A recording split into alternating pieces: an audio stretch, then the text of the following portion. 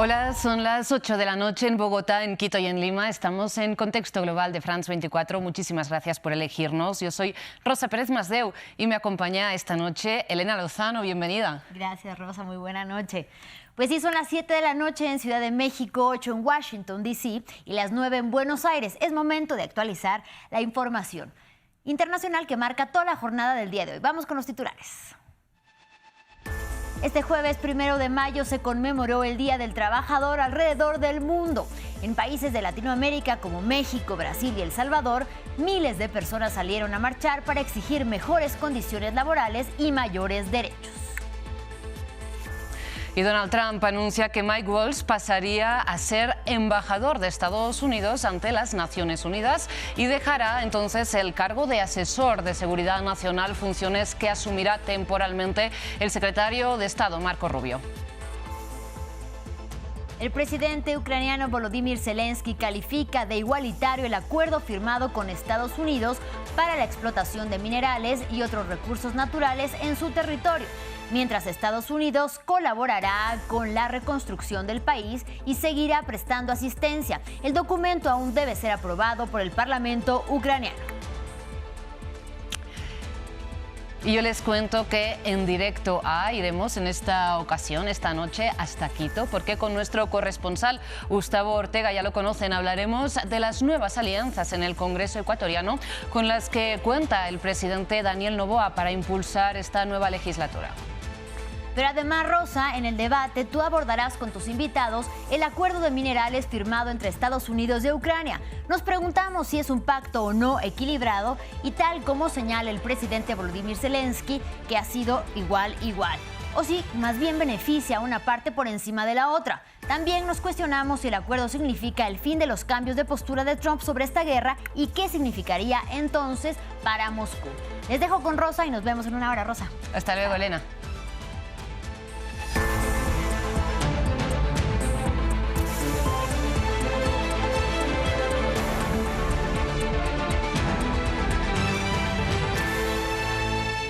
Ya lo saben, hoy es jueves 1 de mayo y en gran parte del mundo se conmemora el Día Internacional del Trabajo. Un año más, las calles de las principales ciudades de América Latina fueron escenario de grandes marchas masivas de trabajadores exigiendo una mejora de sus condiciones laborales. Y es que la Organización Internacional del Trabajo señala que la informalidad, la desigualdad de género o el desempleo juvenil son los principales retos a un mercado laboral más equitativo en la región. Samuel Salgado nos amplía. 1 de mayo, una jornada para conmemorar el Día Internacional de los Trabajadores, en un momento en el cual el movimiento obrero de América Latina y el Caribe enfrenta grandes desafíos. En la popular avenida Paseo de la Reforma en Ciudad de México, los sindicatos instaron a los legisladores a agilizar la aprobación de un proyecto de ley que reduce la jornada laboral de 48 a 40 horas semanales, incluyendo 2 días libres y sin recortes salariales. Y hoy más que nunca los trabajadores tenemos que salir a las calles, reivindicar, y qué mejor forma de rendir homenaje a nuestros mártires que con la lucha y la exigencia de que se resuelvan las demandas de los trabajadores, entre ellas la jornada de las 40 horas. Con pago de 56. El gobierno de Claudia Sheinbaum anunció este jueves la instauración paulatina y gradual de esta reivindicación. La informalidad laboral es uno de los mayores desafíos de México, pero también de República Dominicana, Perú, Ecuador, Colombia y Paraguay, países con tasas de informalidad superiores al promedio regional, donde miles de manifestantes también llenaron las calles. Según la Organización Internacional del Trabajo, OIT, cerca del 60% de los jóvenes latinoamericanos trabajan en la informalidad, es decir, con limitaciones en su acceso a la seguridad social y a condiciones laborales dignas. La OIT recomienda que, por ejemplo, el trabajo doméstico, realizado en su gran mayoría por mujeres, sea reconocido y remunerado. Los hijos de albañiles, pintores, trabajadoras domésticas y niñeras son los niños que no fueron cuidados por sus padres, que históricamente han visto a sus padres sin permiso de trabajo ni garantía y que miran la escala 6x1 y dicen, al menos ahí tengo permiso de trabajo. La escala 6x1, en la que los empleados trabajan 6 días consecutivos y tienen un día libre, busca ser reformada en Brasil. El malestar por las condiciones laborales en América Latina es generalizado, incluso en Chile, uno de los países con el salario mínimo más alto de la región, aunque todavía muy lejos de los principales países miembros de la Organización para la Cooperación y el Desarrollo Económico. Y en Colombia, precisamente después de darse un baño de masas en el marco del Día Internacional del Trabajo con la espada de Bolívar en mano, el presidente Gustavo Petro presentó ante el Senado las 12 preguntas que conformarían la consulta popular con la que su gobierno, recordemos, sometería a las urnas una reforma laboral que ha sido rechazada por el Congreso. Ahora el Senado tiene un mes para debatir si aprueba la consulta, que sería vinculante si un tercio del censo participa en la votación. Entre otros puntos, la reforma implicaría la reducción de la semana laboral de 48 a 44 horas, el reconocimiento del horario nocturno a partir de las 8 de la noche y la promoción de contratos indefinidos. Estamos realizando la mayor movilización del pueblo colombiano en toda su historia de vida independiente. Nadie puede hoy negar que el pueblo de Colombia, el constituyente, exige que su voz se oiga en la consulta popular. Cambiamos ahora de información, vamos a Estados Unidos porque tras 100 días en el cargo, el presidente Donald Trump anunció cambios en su gabinete. El hasta ahora asesor de Seguridad Nacional, hablamos de Mike Waltz, pasaría a ser embajador ante las Naciones Unidas y sus funciones las asumiría temporalmente el secretario de Estado, Marco Rubio. Según fuentes citadas por el New York Times, Mike Waltz defendía un punto de vista más agresivo contra Rusia o Irán que la mayoría de la administración. Además, ya lo saben, fue responsable del escándalo conocido ya como Signalgate. Mamen Sala nos amplía. Sí, es la primera gran destitución en este segundo mandato de Donald Trump y se cumple poco después de que haya celebrado sus primeros 100 días en el poder. A partir de ahora, lo ha anunciado el mismo presidente estadounidense a través de su plataforma Truth Social, quien fuera su asesor de seguridad nacional, Mike Waltz, pasará a convertirse en el embajador de Estados Unidos ante Naciones Unidas. Este cargo tiene que ser confirmado por el Senado todavía. Mientras tanto, en su puesto quedará el que es ahora secretario de Estado, Marco Rubio, que se encargará de ocupar las dos posiciones de momento. El cargo nuevo de Marco Rubio no necesita confirmación por parte del Senado. Esta decisión llega en un momento en el que en marzo, como todos recordarán, hubo esa polémica suscitada después de que Waltz incluyera en un chat de Signal en el que se estaban debatiendo temas militares sobre unos ataques a los hutíes en Yemen, se incorporara al editor de la revista The Atlantic de manera equivocada. En ese momento Waltz no presentó su dimisión, Trump lo defendió en todo momento, pero ahora pues se da este cambio de sillas, por así decirlo, después de que en las últimas horas haya habido rumores de que iba a salir de la Casa Blanca, pero por el momento Donald Trump lo sitúa en otra posición. Como digo, al frente del embajador será el embajador de Estados Unidos ante Naciones Unidas si el Senado lo confirma. A través de su red social Truth Social, Donald Trump ha dicho que sé que hará lo mismo en su nuevo cargo, hacer todo lo que pueda, todo lo mejor para Estados Unidos. En otras noticias relacionadas con Washington, el presidente de Ucrania, Volodymyr Zelensky, calificó de igualitario textualmente el acuerdo firmado este miércoles con Estados Unidos para la explotación de minerales y otros recursos naturales en su territorio. Mientras Trump plantea una propuesta de paz que reconoce, ya lo saben, a Crimea como parte de Rusia, este pacto reafirma sobre el papel el compromiso de Washington con la soberanía de Ucrania sobre su territorio y sus recursos y no plantea finalmente la ayuda recibida por Kiev desde 2022 como una deuda con Estados Unidos, pero tampoco establece una fecha en la que empresas estadounidenses se instalarían en Ucrania ni una cantidad concreta para la futura asistencia militar o para la reconstrucción del país. El acuerdo aún debe ser ratificado por el Parlamento ucraniano. Угода значно змінилась в процесі підготовки. El texto del acuerdo ha cambiado significativamente durante su preparación. Ahora es un acuerdo verdaderamente igualitario que crea una oportunidad para una inversión bastante significativa en Ucrania, además de una modernización significativa de la producción en Ucrania.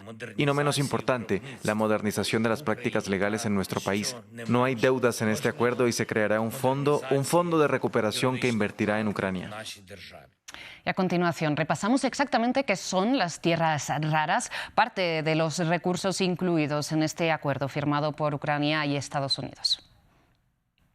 Estos son los minerales de las llamadas tierras raras, un grupo de 17 metales químicamente relacionados situados uno al lado del otro en la conocida tabla periódica de los elementos. Se utilizan en casi todos los dispositivos electrónicos, pero especialmente para fabricar imanes que transforman la energía en movimiento para los vehículos eléctricos, teléfonos móviles, sistemas de misiles y otros dispositivos electrónicos. Actualmente no se conocen sustitutos, pero contrario a su nombre, las tierras raras no son raras.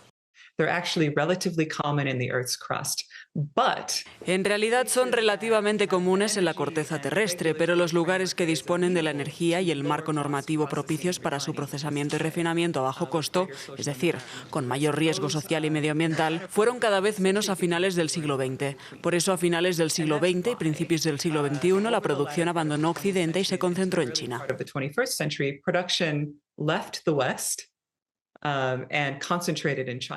En la actualidad, China controla la mayor parte del sector de las tierras raras, así como otras materias primas estratégicas como el grafito, el cobalto y el litio refinado. Su extracción se ha convertido en una cuestión estratégica mundial. Por ello, Washington ha puesto sus ojos en el subsuelo ucraniano. Según datos de la Oficina Francesa de Investigaciones Geológicas y Mineras, allí se encuentra el 20% de los recursos mundiales estimados de grafito. Se dice que el país posee 22 de las 34 sustancias designadas como materias primas críticas por la Unión Europea y aproximadamente el 5% de las reservas mundiales. Pero varios yacimientos importantes se encuentran en territorios ocupados por el ejército ruso, en el Donbass, por ejemplo. La otra dificultad está en la extracción y el refinamiento. Se trata de procesos costosos y contaminantes que requieren de importantes inversiones y de un largo plazo. Cambiamos de tema y vamos ahora hasta la región de Cachemira, escenario del creciente aumento de tensiones entre India y Pakistán. El gobierno de la parte de Cachemira, administrada por Pakistán, de hecho, ya ordenó este jueves el cierre de todos los seminarios religiosos durante 10 días, por lo menos. Mientras la población se prepara para un eventual conflicto ya a gran escala, una semana después, recordemos, del mortífero ataque que causó 26 víctimas mortales y además reactivó las hostilidades. Maxime Pluvinet tiene los detalles. Frente a la escalada, los habitantes se preparan a la posibilidad de una guerra. Pakistán cerró el jueves más de 1.100 escuelas coránicas en la parte de Cachemira que administra, después de que India y Pakistán volvieran a intercambiar disparos en la disputada región. Nueva Delhi responsabiliza a Islamabad del atentado del 22 de abril, un ataque que no ha sido reivindicado y en el que Pakistán niega cualquier implicación. Queremos la paz, queremos que los dos países vivan como buenos vecinos. En lugar de sembrar explosivos, deberían sembrar cereales para eliminar la militarización y erradicar la pobreza. El martes, el primer ministro indio Narendra Modi dio luz verde a una respuesta militar. Desde entonces, Pakistán ha afirmado tener información sobre un inminente ataque indio. En las 6.000 escuelas públicas que siguen abiertas, las autoridades locales iniciaron una formación en primeros auxilios. Hemos aprendido a ayudar a los demás en caso de emergencia. Con India amenazándonos es posible que haya una guerra, así que vamos a tener que apoyarnos todos. Por su parte, el jefe del ejército pakistaní observó ejercicios militares en un simulacro más que real, mientras India también anunció próximos ejercicios de tiro en el Mar de Arabia. Y de Cachemira pasamos a la Franja de Gaza porque la Organización Mundial de la Salud alerta sobre la crisis alimentaria en el enclave palestino, donde, recordemos, Israel bloquea la entrada de toda ayuda humanitaria desde principios de marzo como presunta medida de presión a Hamás. Altos funcionarios de la organización advierten que la salud de los niños y niñas de la franja es crítica. Diego Bassani tiene los detalles. La crisis de salud en Gaza se acentúa mientras sigue la ofensiva de Israel. La Organización Mundial de la Salud ha señalado que el bloqueo a la entrada de ayuda humanitaria al enclave palestino ha provocado que el suministro de víveres al interior de la franja esté en una situación crítica. Para la OMS, las acciones llevadas a cabo por Israel tienen consecuencias nefastas para la salud de los niños gazatíes. La realidad es que están destrozando los cuerpos y las mentes de los niños de Gaza. Están matando de hambre a los niños de Gaza. Y si no hacemos algo al respecto, somos cómplices de lo que está ocurriendo. Los niños de Gaza no deberían tener que pagar el precio de los pecados de cualquiera de las personas que están a su alrededor. Entre tanto, las arremetidas del ejército de Israel en el enclave persisten. Este jueves se han llevado a cabo ataques en la ciudad de Gaza y Han Yunis, localidad en la que los ciudadanos y los servicios de emergencia luchan para rescatar a aquellos que están debajo de los escombros. Llegamos aquí y encontramos todas nuestras casas destruidas, niños, mujeres y jóvenes hechos pedazos por las bombas. Así no se puede vivir. Basta, estamos cansados, basta. La Defensa Civil de Gaza ha advertido que la escasez de combustible derivada del bloqueo israelí que este viernes cumple 2 meses ha desembocado en que solo pueden mantener en funcionamiento a 4 de las 12 ambulancias que operan en el sur del enclave. Por su parte, la UNRWA ha informado que calcula que alrededor de 660.000 niños no pueden asistir al colegio a raíz de la guerra.